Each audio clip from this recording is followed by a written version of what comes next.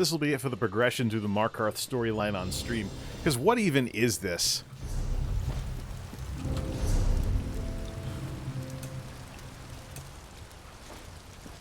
What even is this that I'm doing? I mean, yeah, playing through content, whoop-de-doo. Turn that off.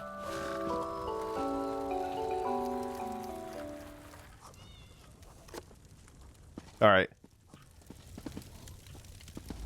Yes? Had a goldfish earlier. As in a fish you're supposed to sell for gold. Interesting. So you gotta ask yourself...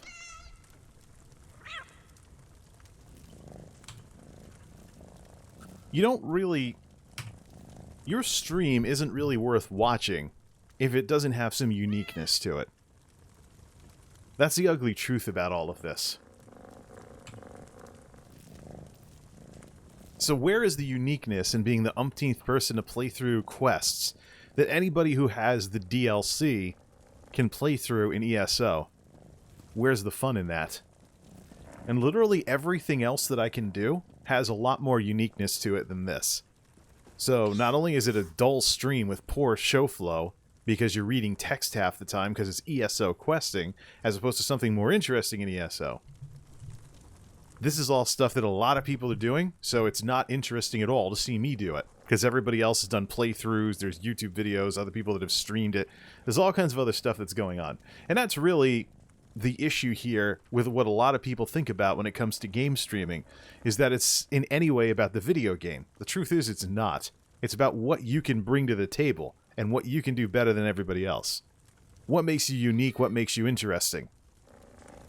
And that is where this kind of stuff comes up grotesquely short. Just playing through the quests, if I was doing like, you know, questing in WoW, levels 1 to 20, that doesn't sound interesting. Versus maybe something like these projects I'm working on with the player housing and things along those lines, or sending alts around, or, oh yeah, this is how you do this stuff, or something like this. Working on equipment, working on gear sets, working on PvP. And the people that play not MMOs, but the people that play esports games, what makes their games different is the matches they're playing. Like maybe they're in like a ranked match against this, that, or the other. I mean, that sounds interesting. If you know a bunch of people are good, at a game, and then you're seeing them play against each other, I mean, that's like a sports matchup, hence the whole esports thing. But if you're the umpteenth person playing through World of Warcraft levels 1 through 20, doing like first impressions and stuff, that is just not interesting. It's not interesting streaming, not interesting to watch. And because it's not unique.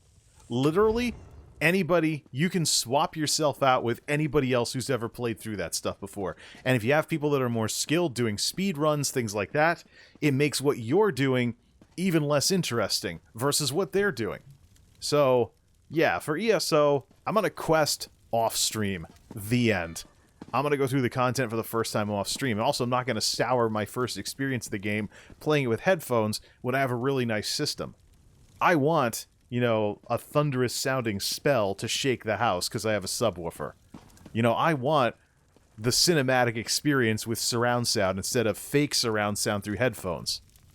You know, I didn't build these systems to bypass them just because I started streaming. So, that's the future of what's going on here. And then, again, too, we also have to consider the YouTube channel as well. If I were to make a YouTube video, like building a Shocket in an ESO and have it serve as like a guide of some sorts, or tell a story or do highlights or something like that, that would be a lot more interesting. As opposed to, welcome to my playthrough, and I'm going to barf a 7-hour VOD onto YouTube afterwards. How come nobody's watching my videos? Because I've done absolutely nothing to them to make them anything other than dude playing video games for 7 hours. So, definitely something to think about.